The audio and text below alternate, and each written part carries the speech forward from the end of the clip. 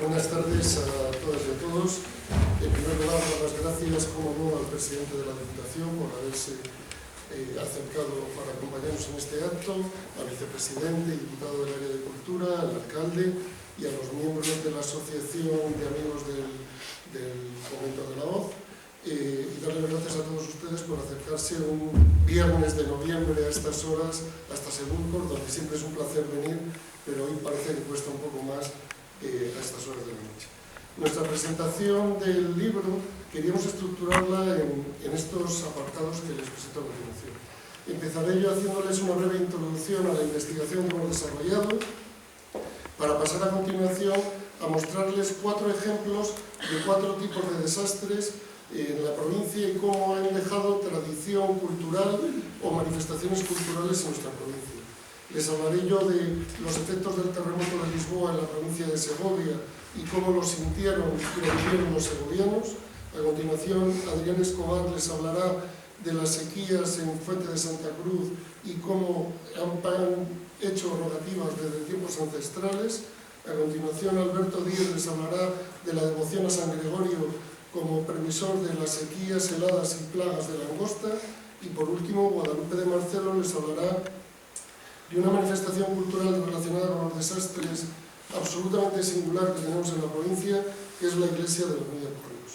Para finalizar, los pertinentes agradecimientos y decirles dónde pueden encontrar más información sobre estos temas.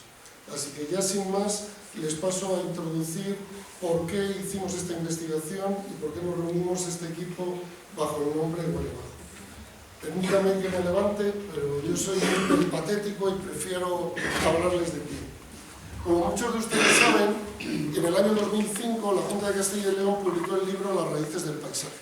Este libro, que se ha vuelto emblemático para la gente que quiere interpretar la naturaleza y el paisaje de la provincia de Segovia, tenía un capítulo dedicado a un aspecto que hasta ese momento no se había tratado en ningún sitio de España: la etnogeología, las relaciones entre los segovianos y las segovianas con el medio geológico donde viven, cómo las rocas y los paisajes habían condicionado las costumbres, las tradiciones, los oficios, hasta los milagros, las leyendas y los cuentos infantiles.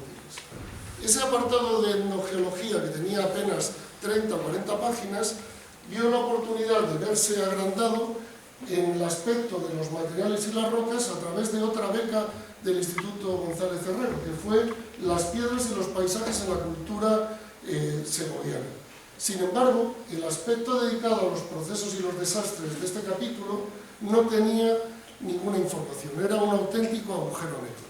No sabíamos cómo terremotos, erupciones volcánicas ocurridas en otros lugares del mundo, plagas, tormentas y otros desastres naturales habían tenido reflejo en nuestra cultura tradicional.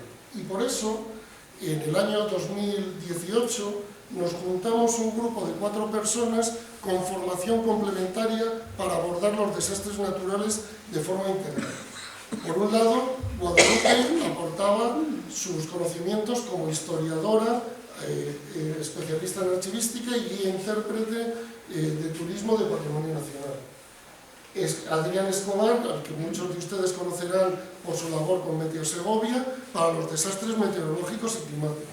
Alberto, para los desastres relacionados con la biología, plagas, pandemias, epidemias. Y por último yo, para los desastres relacionados con la geología, terremotos, volcanes, deslizamientos, desprendimientos, o con el agua, inundaciones y sequías. Y este equipo, le dimos el nombre que ya ha mencionado el presidente de la Asociación Cultural, de Bueno Majo, porque no hay una expresión que defina mejor a cómo los segovianos llamamos a una cosa desastrosa o que nos llama la atención. Y nos presentamos, como ha dicho el presidente, en la 7ª convocatoria de las becas en 2019 con esta propuesta: desastres naturales en la cultura tradicional segoviana. Tuvimos la fortuna de que el jurado decidió otorgarnos una de las becas, que nos asignó un magnífico tutor, al cual quiero hacer aquí un rendido homenaje porque su labor de tutoría ha sido excepcional. Y el periodo en el que realizamos la investigación, como ha dicho el presidente, fue de marzo de 2019 a marzo de 2020. Pero como todos ustedes saben, lo que ocurrió en marzo de 2020, la Diputación nos concedió una prórroga de 3 meses para hacer la entrega en julio de 2020, cuando ya había pasado el periodo de restricciones. La entrega definitiva de la memoria final se produjo, por lo tanto, el 6 de julio, víspera de San Fermín. ¿Y qué era lo que nos planteábamos? Que los desastres naturales que habían ocurrido históricamente en la provincia de Segovia, en función de la zona de la provincia donde habían ocurrido y la tipología de desastres, habrían dejado una impronta en los segovianos y las segovianas diferente. Y para ello nos lanzamos a recoger todas esas manifestaciones culturales que terremotos, pandemias, plagas, rayos, tormentas habían dejado a lo largo y ancho de la provincia. ¿Y cómo lo hicimos? Pues partimos de las fuentes de datos, tanto documentales como bases de datos que se suelen utilizar.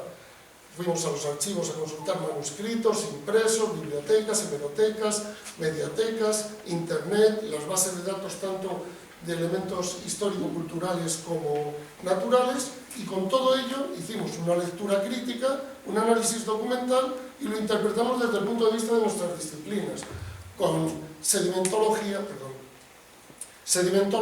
arqueosismología, dendrocronología, palidrología, climatología y paleocología. Hicimos un análisis estadístico. Pero además de consultar fuentes documentales, nos fuimos a todos los pueblos de la provincia de Segovia. Recorrimos prácticamente los 210 municipios y en el campo lo que hacíamos era entrevistarnos con personas, normalmente personas mayores o personas que atesoraban conocimientos que nos interesaban, o asistíamos a las manifestaciones culturales que se produjeron a lo largo de ese año que tuvimos la beca. Grabamos un montón de entrevistas, actuaciones musicales, coplas, cantos, y todo ello, una vez más, lo interpretamos desde el punto de vista científico para ver qué había de pozo de manifestación cultural y qué había de pozo de conocimiento científico del medio donde se desarrollaba. Y como resultado de esos análisis documentales y de campo, obtuvimos 5 productos principales. Una recopilación de todas las manifestaciones culturales tradicionales que conseguimos en ese año. Un catálogo de todos los desastres naturales históricos desde el año 1100 hasta el año 2019. Un documento de análisis de las relaciones entre las manifestaciones culturales y su distribución espaciotemporal.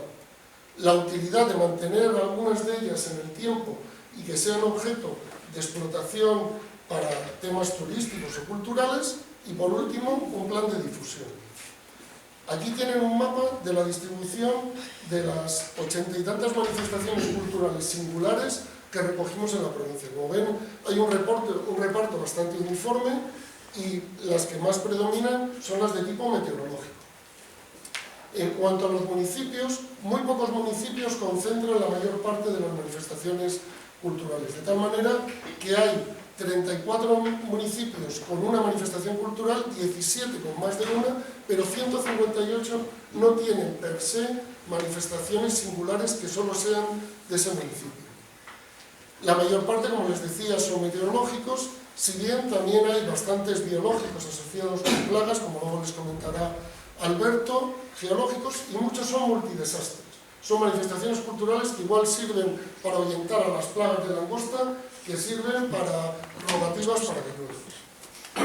Y como decía el presidente, muchos de ellos están relacionados con actos religiosos, sobre todo romerías y procesiones a nuestras vírgenes, cristos y santos, que en origen no tenían un carácter anual como tienen ahora, sino que se asociaban a una petición por un desastre natural que había ocurrido y con el tiempo fueron poniéndose con carácter periódico.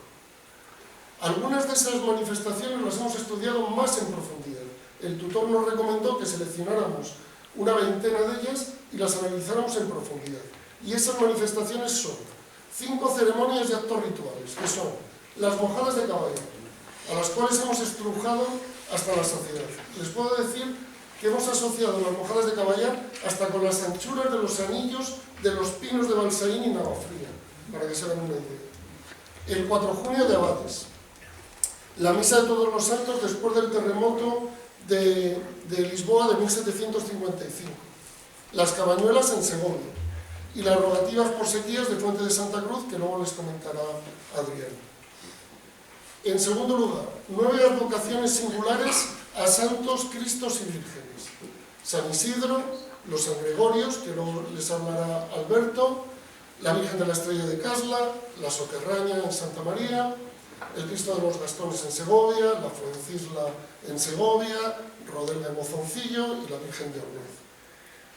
3 lugares o elementos singulares. El portalillo de la iglesia de Bermúdez de Porreros, del que luego les hablará Guadalupe. Las canciones, cantos y rogativas recogidas por toda la provincia, pero fundamentalmente en el noreste y en la tierra de Pinares. Y la blasfemia de Alfonso X el Sabio y la caída del rayo en el Alcázar. Y como les decía, aparte de estos estudios, tenemos un índice cronológico de los desastres naturales acontecidos en la provincia de Segovia, una relación por municipios de las manifestaciones culturales que hay en cada pueblo, un calendario anual de las manifestaciones culturales que tenemos en la provincia, o si ustedes quieren hacer un recorrido a lo largo del año de esas manifestaciones relacionadas con los desastres. Incluso unas excursiones espaciales, temáticas, seleccionadas o combinadas para hacer rutas por la provincia para ir a ver desastres. Y el resultado de esta investigación, como bien se ha dicho con anterioridad, se ha plasmado en ese libro. Es un libro que hizo la revisión de textos Maite López, que hizo el diseño y maquetación David Rubio, que nos acompaña hoy. ¿Dónde estás, David? A quien tenemos que agradecer la excelente labor de maquetación que hace en todas sus obras, y especialmente en estas. Se imprimió en Segovia, que esto también se agradece, que se quede aquí el dinero. Se puso a la venta en diciembre de 2022 y hoy lo presentamos. Tiene 322 páginas, pero créanme que es denso, no tiene paja. Este es el índice del libro, y lo que les vamos a presentar a continuación brevemente son, de todos estos epígrafes que ven ustedes, estos 4. Empezaré yo hablándoles del terremoto de Lisboa, luego les hablará Adrián de las rogativas en Fuente de Santa Cruz, luego les hablará Alberto de la devoción a los San Gregorios, a los distintos San Gregorios que hay devoción en la provincia, y por último Guadalupe les hablará del portalillo de la iglesia de Bermúdez de Porreros. Y sin más, para yo acabar mi intervención, les voy a hablar del terremoto de Lisboa de 1755 en la provincia de Segovia. En 1755 ocurrió un terremoto de alta magnitud en el Océano Atlántico frente a las costas de Portugal, en el límite entre la placa euroasiática y la placa africana. Este terremoto no se sabe qué magnitud tuvo, porque entonces no teníamos sismógrafos, pero probablemente tuviera una magnitud en torno a 8,9. Lo cual es un terremoto absolutamente extraordinario y que se puede producir cualquier día de estos, porque esa zona sigue teniendo el estado tensional que tenía entonces. Ese terremoto, además de los efectos del terremoto, produjo un tsunami cuyas olas de más de 10 metros de altura llegaron en minutos a las costas de la península ibérica y produjeron en toda la costa atlántica de la península ibérica graves olas de tsunamis. En Cádiz mataron a 1000 personas, en Huelva no está estimado, pero se ha estimado que del orden de 800 personas murieron. Pero este terremoto se conoce como el terremoto de Lisboa porque lo que produjo es la destrucción prácticamente completa de la ciudad de Lisboa. De hecho, todo el patrimonio monumental de Lisboa, salvo contadas ocasiones, es de reconstrucción posterior al terremoto. Pues bien, en la península ibérica estas son las intensidades con las que se sintió el terremoto. Fíjense en esta lengua de intensidades tan extraña que comprende la provincia de Segovia. ¿Por qué esa lengua tan extraña de la provincia de Segovia?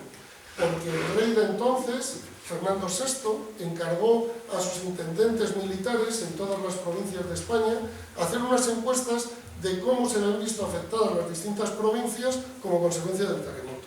Se entregaron en total de toda España 1.216 encuestas de localidades, y de ellas 123 corresponden a la provincia de Segovia.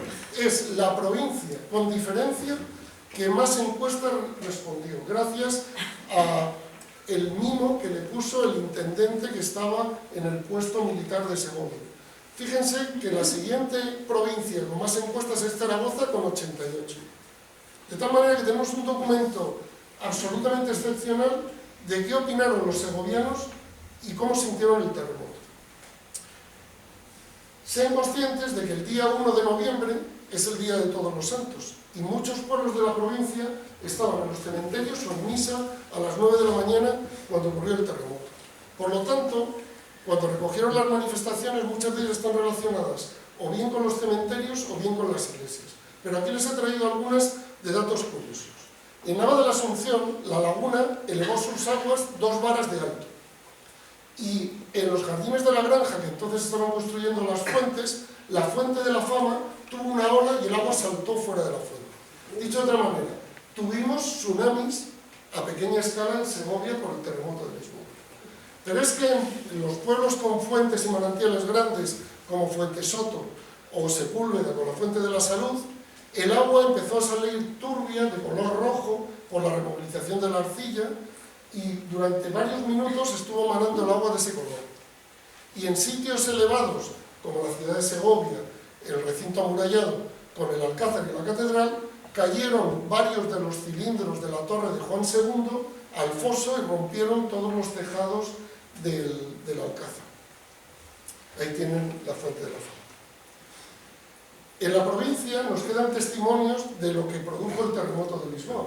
Y aunque les parezca increíble, sitios como el acueducto de Pedraza, que lo conocerán ustedes porque está próximo al centro del Águila Imperial, ¿no?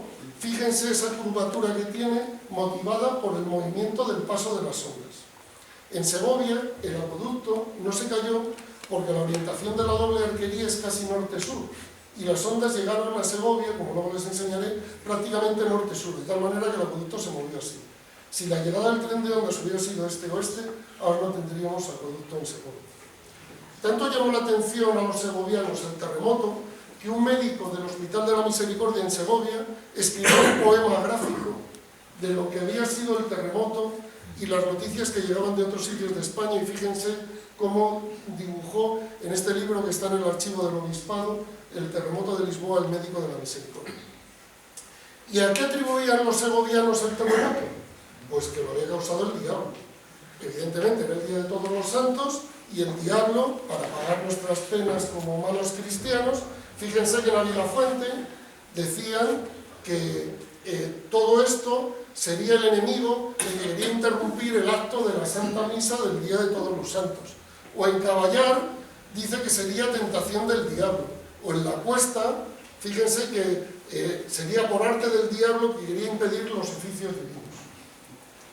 ¿Y qué pensaban los segovianos que se podía hacer ante un terremoto así? Pues, como decía antes el presidente, plegarias a Dios y poco más. Entonces, en Caballar dicen que quedamos pidiendo a Dios nuestro Señor que nos libre de semejantes terremotos y temblores. O en La Cuesta, algunos de los vecinos acudieron a la Divina Misericordia y a parecerles al Altísimo semejante movimiento. ¿Y qué consecuencia tuvo en manifestaciones culturales? Pues en muchos pueblos de nuestra provincia, a raíz de ese terremoto, se pidieron misas, y muchas misas de las que se hacen el Día de Todos los Santos no son por los difuntos, son por haber hecho que no hubiera víctimas mortales en el terremoto de Lisboa. En Segovia capital, como les digo, el movimiento de las ondas sísmicas fue prácticamente norte-sur, y eso salvó este tramo del acueducto, que es el de la doble arquería. Pero fue tal el movimiento, y dado que hay edificios muy esbeltos, que en edificios altos como la catedral produjo grietas y desprendimiento de sillares. Tengan en cuenta que un terremoto producido lejos de Segovia, como el terremoto de Lisboa, lo que produce es efectos en edificios altos. Cuando se produce un terremoto, el movimiento de las ondas sísmicas se produce en las zonas cercanas al terremoto con baja frecuencia y alta magnitud. Perdón, con baja magnitud y alta frecuencia, de tal manera que cerca del epicentro caen los edificios bajos. Sin embargo, en las zonas alejadas, el movimiento tiene larga longitud de onda. Y fíjense, cuando yo muevo esto con larga longitud de onda, cuáles son los edificios que más sufren, los edificios altos. ¿Lo ven?